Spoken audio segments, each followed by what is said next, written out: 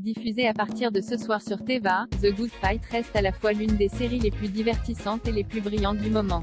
D'une lucidité presque effrayante, mais aussi terriblement drôle, elle vise juste là où ça fait mal. Pourquoi ça vaut le coup d'œil? C'est une série qui se savoure dès la première seconde, déjà avec son générique d'ouverture. Divin et entêtant avec son thème instrumental d'inspiration classique, cette séquence d'introduction est aussi terriblement galvanisante avec ses images d'explosion d'objets de luxe.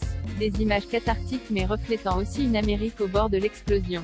C'est une certaine philosophie de The Good Fight qui s'exprime dans ce générique, celle du couple de créateurs Michelle King et Robert King qui livre une charge explosive contre les puisques depuis son lancement en février 2017 aux États-Unis, soit un mois après l'investiture de Donald Trump, le spin-off de The Good Wife n'a de cesse de mener une charge politique tonitruante contre le pouvoir en place et de faire un constat effaré sur l'état du monde. Un exercice de déconstruction jamais en manque de bonnes idées, les Kings démarrent cette saison 4 en plongeant leur héroïne, la fabuleuse Diane Lockhart, jouée par la non moins fabuleuse Christine Baranski, dans une réalité alternative.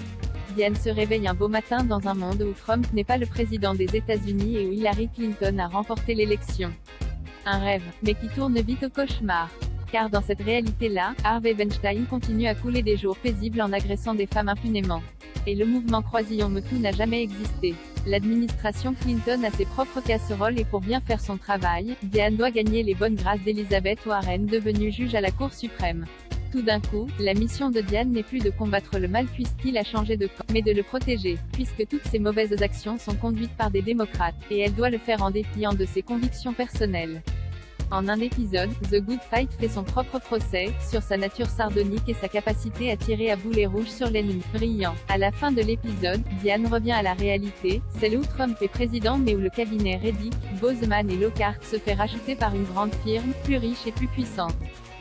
C'est le début des ennuis. Au même moment court une intrigue, qui est peut-être liée à la première.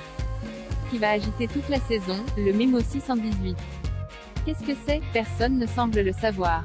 Mais on finit par comprendre que c'est un mémo top secret qui permet aux personnes les plus riches de se retirer du processus juridique et donc d'agir en toute impunité.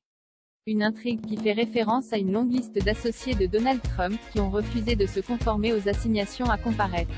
Tout le jeu de The Good Fight consiste à démontrer à chaque instant avec quelle ampleur la réalité s'amuse à dépasser la fiction. Les intrigues semblent irréelles dans la série. Pourtant elles sont toutes inspirées d'histoires vraies. Et le vrai génie de The Good Fight, c'est de décrire un présent surréaliste et cauchemardesque dicté par des puissants hors d'atteinte, d'être consciente que le système judiciaire américain est peut-être compromis et que les gentils ne peuvent pas toujours gagner. Elle ne cherche pas à vendre de faux espoirs. Et si cela peut sembler déprimant, c'est pourtant tout le contraire car elle le fait avec panache, un humour mordant et beaucoup de pédagogie. Ce qui rend la série totalement addictive, sa vocation. Amener le spectateur à ouvrir les yeux. L'excel générique de la saison 4.